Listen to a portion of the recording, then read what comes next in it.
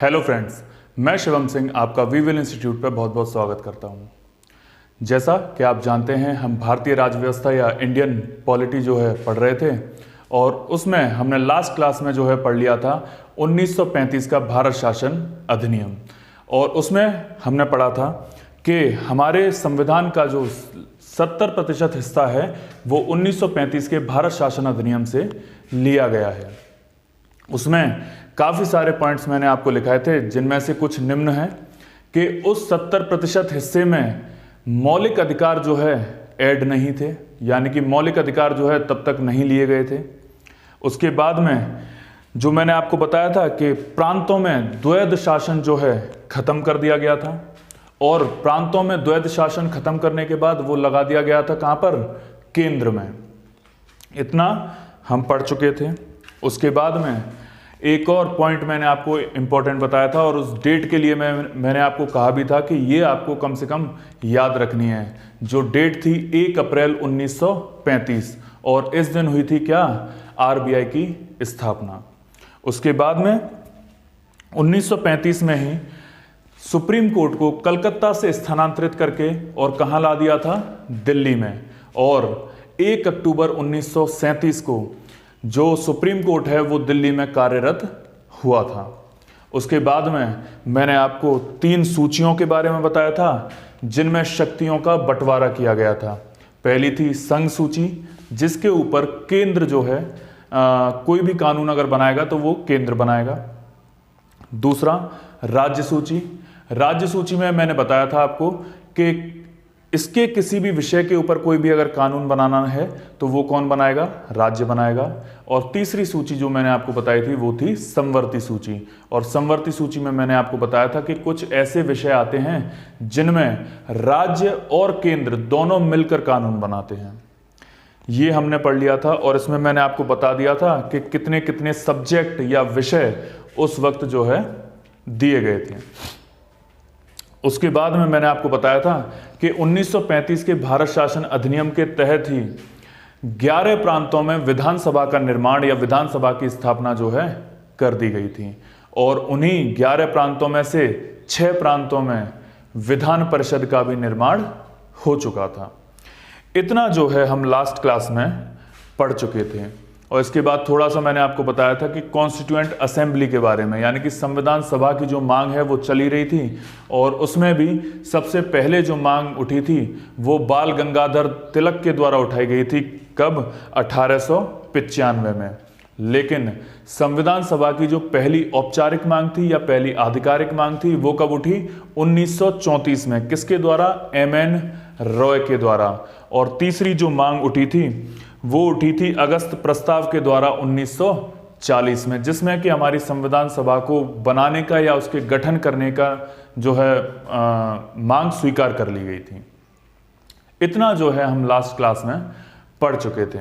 इससे आगे चलते हैं तो नेक्स्ट आप हेडिंग डाल लेंगे 1942 का क्रिप्स मिशन।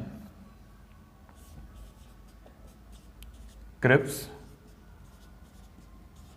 मिशन, ठीक है, ये आज हमें पढ़ना है। ये जब मिशन आया तो इसके अंतर्गत कौन कौन से महत्वपूर्ण काम हुए? सबसे पहले तो यही कि क्रिप्स मिशन आया कब था? 1942 में आया था, ठीक है। तो इसमें क्या क्या प्रस्ताव रखे गए वो हम एक एक करके नोट करेंगे। फर्स्ट पॉइंट, सबसे पहला, युद्ध के बाद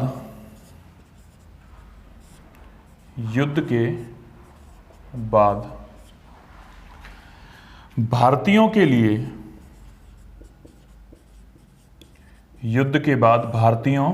लिए संविधान सभा का गठन किया जाएगा।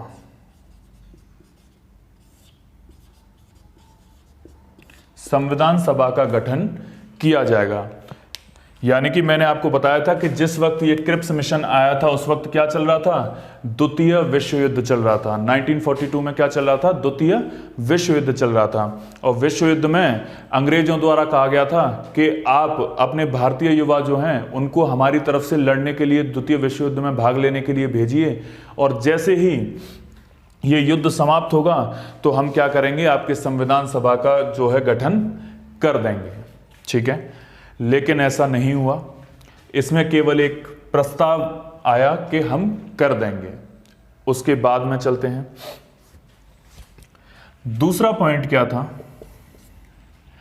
कि संविधान सभा का गठन, संविधान सभा का गठन निर्वाचन द्वारा किया जाएगा। निर्वाचन द्वारा किया जाएगा। पहला पॉइंट क्या था कि युद्ध के बाद हम जो है आपके लिए संविधान सभा का गठन करेंगे। दूसरा पॉइंट यह था कि संविधान सभा का जो गठन है वो निर्वाचन के द्वारा किया जाएगा, यानी कि उसके लिए वोट डाले जाएंगे और वोट में जो जो लोग इलेक्ट होंगे उन्हीं के द्वारा जो है संविधान सभा बनाई जाएगी, या उन्हीं लोगों में से संविधान सभा बनाई जाएगी। तो यानी कि यहां पर भारतीयों को फायदा था, क्योंकि जितने भी लोग होंगे वो ऑब्वियस सी बात है कि भारतीयों को ही ज्यादा सपोर्ट करेंगे, सीधी सी बात है।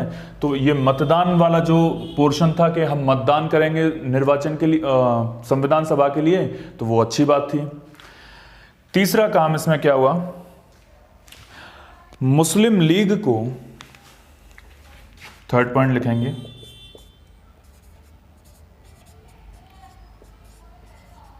मुस्लिम लीग को संघ में शामिल होने, संघ में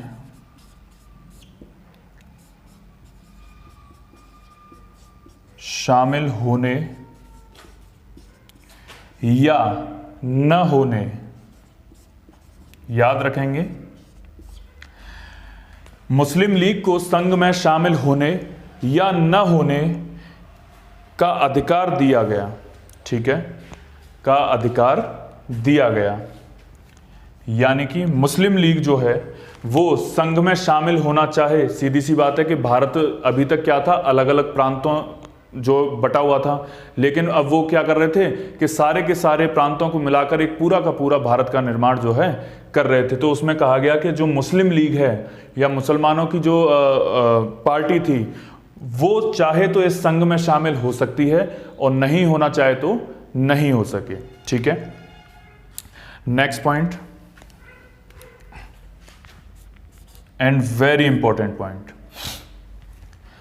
जब तक, इसमें कहा गया जब तक भारतीय संविधान नहीं बन जाता, जब तक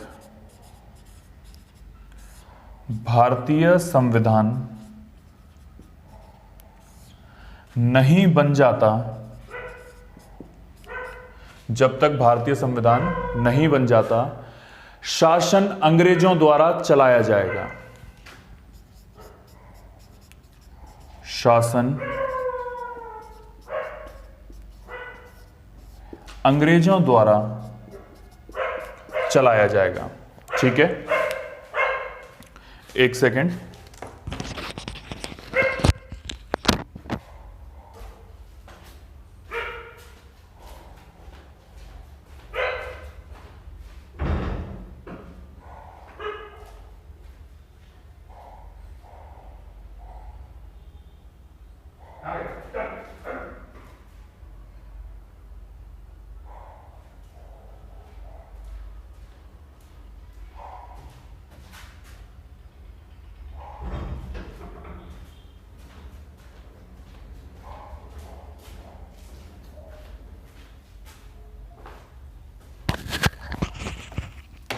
हाँ जी, तो क्या बताया मैंने कि भारतीय संविधान जब तक नहीं बन जाता तब तक जो शासन है वो किसके द्वारा चलाया जाएगा, अंग्रेजों द्वारा चलाया जाएगा।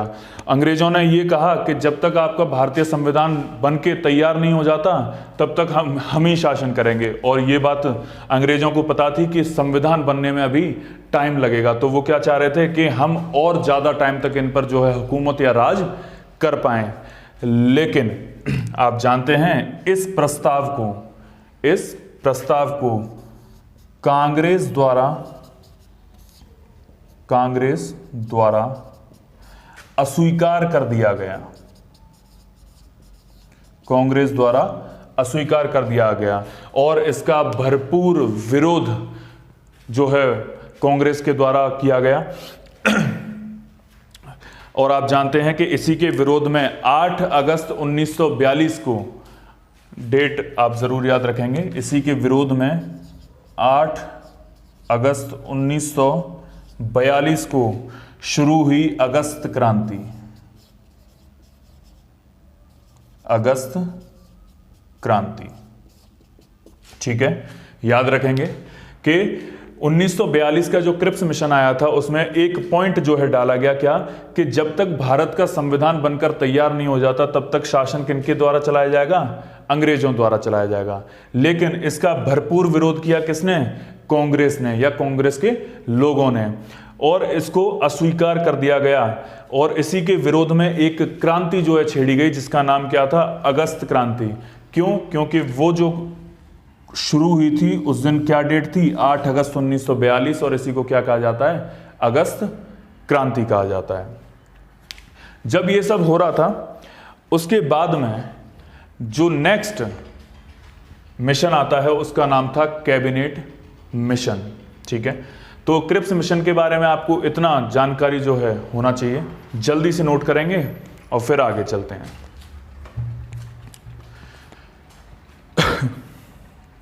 आई होप आपने स्क्रीनशॉट लिया होगा या नोट किया होगा। उसके बाद में 1946 में यानी कि 1946 में आया कैबिनेट मिशन, क्योंकि आप जानते हैं कि जब क्रिप्स मिशन का भरपूर विरोध किया गया तो अंग्रेज समझ गए कि ये जो है बहुत ज़्यादा दिन तक हमारी हुकूमत जो है अब नहीं चलने वाली है, और जब हुकूमत नहीं चलेगी तो सीधी सी बात है कि हमें इन्हें आज़ाद करना पड़ेगा। तो आज़ाद करना पड़ेगा तो इन्होंने क्या किया? 1946 में एक और मिशन भेजा जिसके अंतर्गत क्या किया गया? संविधान सभा के चुनाव कराए गए और संविधान सभा का निर्माण किया गया। तो आप हेडिंग डाल लेंगे 1946 का कैबिनेट मिशन। मोस्ट इंपॉर्टेंट, काफी इंपॉर्टेंट है। सबसे पहला जो प्रश्न इससे पूछा जाता है वो ये पूछा जाता है कि कैबिनेट मिशन में आए हुए जो 3 अधिकारी थे उनका नाम क्या था? सबसे मोस्ट इंपॉर्टेंट क्वेश्चन। और आपको 4 ऑप्शन दे देगा, उसमें से एक देगा sir Stafford Cripps, Pethick Lawrence और अलेक्जेंडर, और इसके बाद में चौथा कोई भी ऑप्शन डाल देगा। लेकिन बच्चे क्या होते हैं? कंफ्यूज हो जाते हैं, क्योंकि आप जानते हैं कि सर स्टैफोर्ड क्रिप्स जो हैं वो तो क्रिप्स मिशन में आ चुके थे, तो इसलिए वो कंफ्यूज हो जाते हैं कि वो तो यार क्रिप्स मिशन में आए होंगे, वो कैबिनेट मिशन में क्यों आएंगे। इसलिए वो क्या करते हैं? सर स्टैफोर्ड क्रिप्स पे आंसर लगा के आ जाते हैं, और जबकि वो आंसर जो है गलत होता है। तो आपको ये गलती नहीं करनी है। क्या? तीनों सदस्यों के नाम जो है लिखेंगे सबसे पहले, सर स्टैफोर्ड क्रिप्स। दूसरे जो व्यक्ति थे उनका नाम था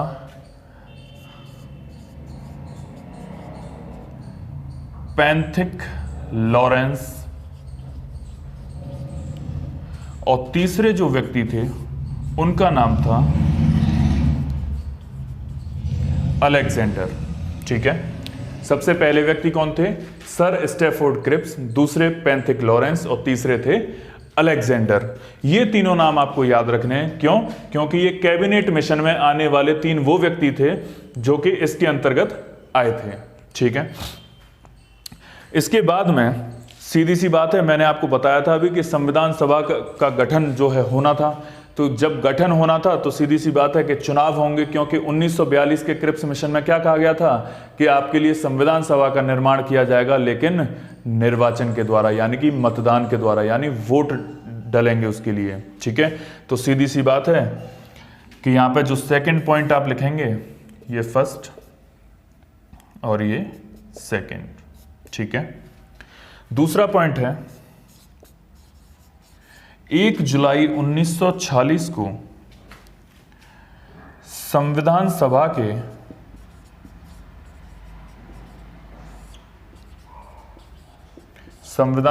के प्रथम निर्वाचन हुए, प्रथम निर्वाचन हुए।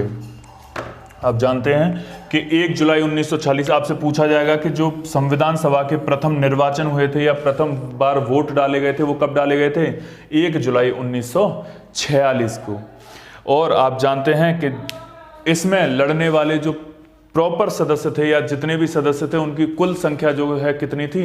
389, यानी कि 389 सीट्स पर जो है चुनाव होने थे। कितने सीटें कहां से ली गई, कितनी सीटें कहां से जीती गई, वो सारी की सारी डिटेल जो है वो मैं अभी आपको दूंगा। जल्दी से ये नोट करिए और फिर आगे चलते हैं।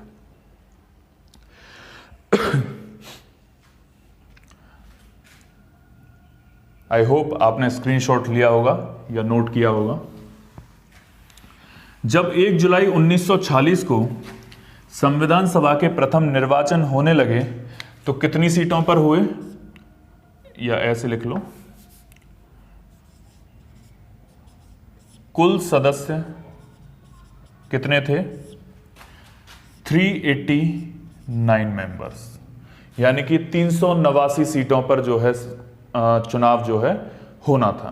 ठीक है, जिसमें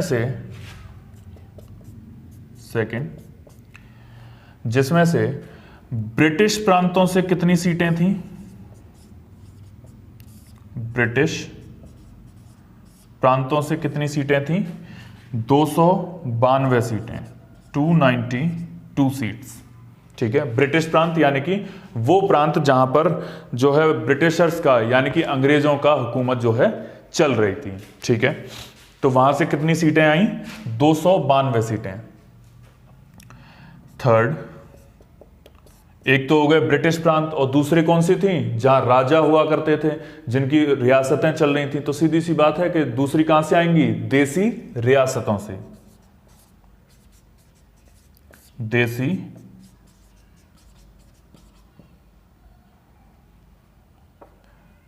रियासतों से कितनी सीटें आई? आप जानते हैं 93 सीट्स, यानी कि 93 सीटों पर जो चुनाव लड़ा गया वो कहां से लड़ा गया? देसी रियासतों से। और 4 सीटें आप जानते हैं ब्रिटिश कमिश्नरी से आई। ब्रिटिश कमिश्नरी से कितनी सीटें आई? 4 सीटें। और ये तीनों जब आप ऐड करेंगे तो इनका टोटल कितना बैठेगा? 389। यानी कि कुल सदस्य जो थे वो 389 सीटों पर, या कुल सीटों की संख्या कितनी थी? 389 सीटें थीं, जिनमें से ब्रिटिश प्रांतों में से कितनी सीटें आई? 292। देसी रियासतों से कितनी आई? 93। और ब्रिटिश कमिश्नरी से कितनी आई? 4 सीटें। इतना आपको जो है याद रखना है। लेकिन इसमें भी एक चीज है जो आपको याद रखनी है। आप जानते हैं कि जो सीटें लोकसभा में या राज्यसभा में या फिर विधानसभा में जितनी भी सीटें भरी जाती हैं उनमें 2 तरीके से सीटें जो हैं भरी जाती हैं। एक निर्वाचन के द्वारा और दूसरी मनोनयन के द्वारा। यानी कि कुछ व्यक्ति ऐसे होते हैं जिनको मनोनीत किया जाता है, जिनको प्रेफरेंस दी जाती है, जिनको एक तरीके से आप कह सकते हैं कि किसी के द्वारा नियुक्त कर दिया जाता है डायरेक्ट, उनको कहते हैं मनोनयन। और दूसरे निर्वाचन, या जिनके सीट के ऊपर क्या होता है? वोट डाले जाते हैं, उसको कहते हैं निर्वाचित। ठीक है, तो इनमें से निर्वाचन द्वारा जो सीटें आई वो थी 296 सीटें, 296। ठीक है, यानी कि ये सारी की सारी जो सीटें थी या कुल मिलाकर ये जितनी सीटें थी इनमें से 296 सीटों पर वोट डले, निर्वाचित हुए लोग। ठीक है, और दूसरी आई मनोनयन के द्वारा, यानी कि मनोनीत होने के बाद, जिसमें के 93 सीट्स आई। ठीक है, निर्वाचन से 296 और मनोनयन से जो है 93 सीटें। और जब आप इनको जोड़ेंगे तो टोटल कितना बैठेगा? 389 सीटें। ये मनोनीत होना, निर्वाचित होना, कौन इनको मनोनीत करता है, कितने मनोनीत हो सकते हैं, ये सारी की सारी चीजें हम जब लोकसभा या राज्यसभा पढ़ेंगे या फिर विधानसभा या विधान परिषद पढ़ेंगे तो उसमें ये सारी की सारी चीजें आपको समझ में आ जाएंगी कि इनको कैसे जो है सदस्य जो है कैसे मनोनीत कर सकते हैं, या निर्वाचन होता है तो वो कैसे होता है, कौन मनोनीत करता है, और कितने सदस्य जो हैं किस में मनोनीत किए जाते हैं, और कौन से आर्टिकल के तहत मनोनीत किए जाते हैं। ये सारी की सारी चीजें अभी आगे आएंगी। जल्दी से ये नोट करिए। फिर एक चीज और इंपॉर्टेंट है इसमें जो कि आपको पढ़नी है। आई होप आपको समझ में आ रहा होगा। जो चीज समझ में नहीं आ रही है वो आप मुझे कमेंट बॉक्स में कमेंट करके बता सकते हैं, तो वो चीज जो है दोबारा डिस्कस हम कर लेंगे, ठीक है। आई होप आपने इतना नोट कर लिया होगा। आगे चलते हैं। आप जानते हैं कि निर्वाचन जो हुआ था, यानी कि वोट जो डाले गए थे वो कितनी सीटों पर डाले गए थे, 296 सीटों पर। तो सीधी सी बात है कि 296 सीटों पर जो है वोट डाले गए। अब इनमें से किसकी कितनी सीटें आई, आप जानते हैं कि इंडियन नेशनल कांग्रेस थी उस टाइम पर, मुस्लिम लीग थी, या और भी लोग थे, अदर्स में भी आते हैं। उनमें से कितनी महिलाएं थीं, कितने पुरुष थे, ये सारी चीजें भी पूछी जाती हैं। तो 296 सीटों में से 3 हिस्से जो है हम आपको याद रखने हैं। क्या कि 208 जो सीटें हैं वो आई इंडियन नेशनल कांग्रेस की, इंडियन नेशनल कांग्रेस की। यानी कि इन 296 सीटों में से कांग्रेस ने कितनी सीटें जीती, 208 सीटें। उसके बाद में इन्हीं 296 सीटों में से या बची हुई सीटों में से 73 सीटें किसने जीती, मुस्लिम लीग ने। और मुस्लिम लीग के बारे में मैं आपको पहले ही बता चुका हूं कि इसके जो है किसने स्थापना की थी, किसने नहीं की थी, जब मैं आपको बिल्कुल शुरुआत कर रहा था उस टाइम पर, ठीक है। तीसरा जो थे 15 सीटें जो हैं अदर्स, यानी कि अन्य, ठीक है। इन 296 सीटों में से 208 सीटें किसने जीती, कांग्रेस ने, 73 सीटें मुस्लिम लीग ने, और इन 15 में अन्य जो पार्टियां थी उन्होंने। इसमें से भी जो आपकी संविधान सभा थी, आपसे पूछ लिया जाता है कि इसमें कितनी महिलाओं की सीट थी। फर्स्ट इंपॉर्टेंट चीज, फर्स्ट इंपॉर्टेंट कि संविधान सभा में या फिर इसमें जो चुनाव किए गए थे 296 सीटों में से इसमें कितनी महिलाएं थीं। तो सबसे पहला आपका आंसर होगा कि महिलाओं की संख्या थी 15, यानी कि इन 296 सीटों में से 15 महिलाएं थीं संविधान सभा में।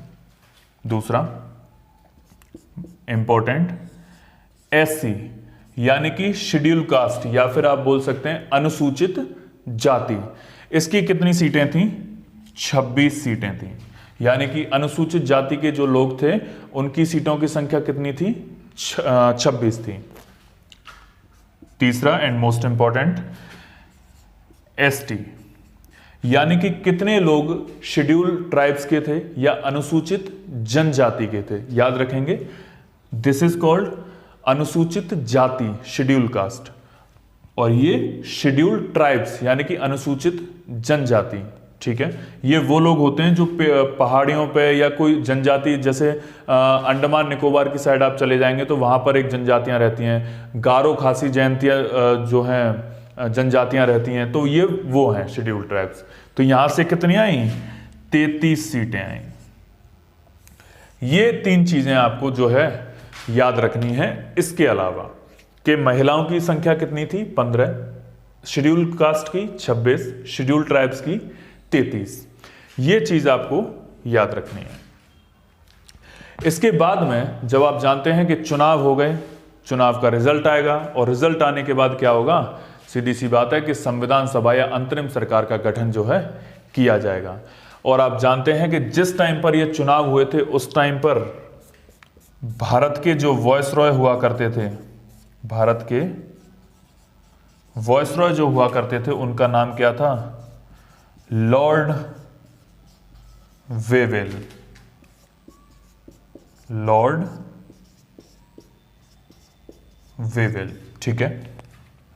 जिस टाइम पर ये चुनाव हुए थे, या एक तरीके से आप कह सकते हैं जिस टाइम पर कैबिनेट मिशन आया था, उस टाइम पर भारत का वॉइसरॉय कौन हुआ करता था? लॉर्ड वेवेल हुआ करता था। और सीधी सी बात है कि जब कोई अंतरिम सरकार बनेगी या कोई किसी सरकार का गठन किया जाएगा तो उसके अध्यक्ष ही कौन व्यक्ति होगा? लॉर्ड वेवेल होगा। ठीक है, तो 3 सितंबर 1946 ये जो डेट है आपको याद रखनी है। 3 सितंबर 1946 को भारत की प्रथम अंतरिम सरकार बनी।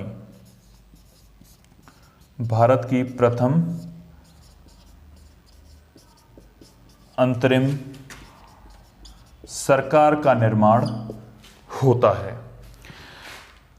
यानी कि अब हमारे देश में क्या था, जैसे कैबिनेट मिशन आया तो इसमें क्या किया गया, चुनाव कराए गए और चुनाव में से इतनी इतनी सीटें जो हैं वो आई और उसके जो रिजल्ट आए वो आए 3 सितंबर 1946 को। और 3 सितंबर 1946 को क्या किया गया, एक अंतरिम सरकार का गठन जो है किया गया। यानी कि अब हमारा देश जो है वो आज़ादी की तरफ बढ़ रहा था।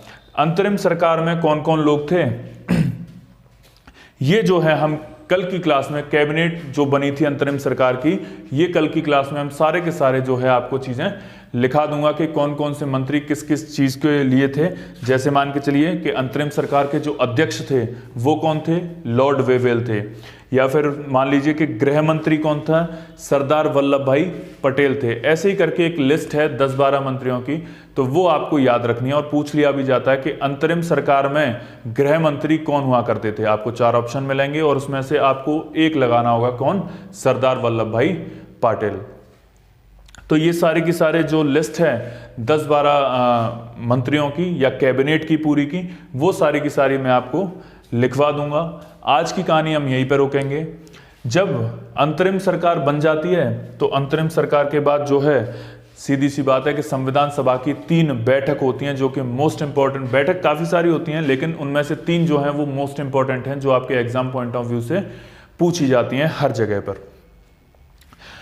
उसके बाद में जो है जब संविधान सभा की बैठकें हो जाती हैं तो 20 फरवरी 1947 को 20 Feb 1947 को जो ब्रिटेन के प्रधानमंत्री होते हैं क्लीमेंट एटली, वो घोषणा कर देते हैं भारत की आज़ादी की कि 30 जून 1948 को, आप जानते हैं 30 जून 1948 को भारत को स्वतंत्र घोषित कर दिया जाएगा। लेकिन आप जानते हैं कि जब सक्सेस पास होती है, जैसे मान के चलिए किसी व्यक्ति की जॉब लग जाए, वो उसने सारे पड़ाव क्लियर कर लिए, अब उसे क्या लगेगा, एक एक दिन भारी पड़ता है कि यार इतने पास आने के बाद भी हमें ज्वाइनिंग नहीं मिल रही है। तो ऐसे ही जिस टाइम पर ये आज़ादी की लड़ाई जो है चल रही थी, तो जब इतने पास आ गए कि हमारी संविधान सभा का गठन हो गया, सारी चीज़ें हो गई, अब हम बिल्कुल जो है आज़ादी के पास हैं, स्वतंत्रता के पास हैं, तो भारतीयों को सब्र नहीं हुआ कि नहीं जी हमें तो पहले ही आज़ादी चाहिए, और इसका भरपूर जो है विरोध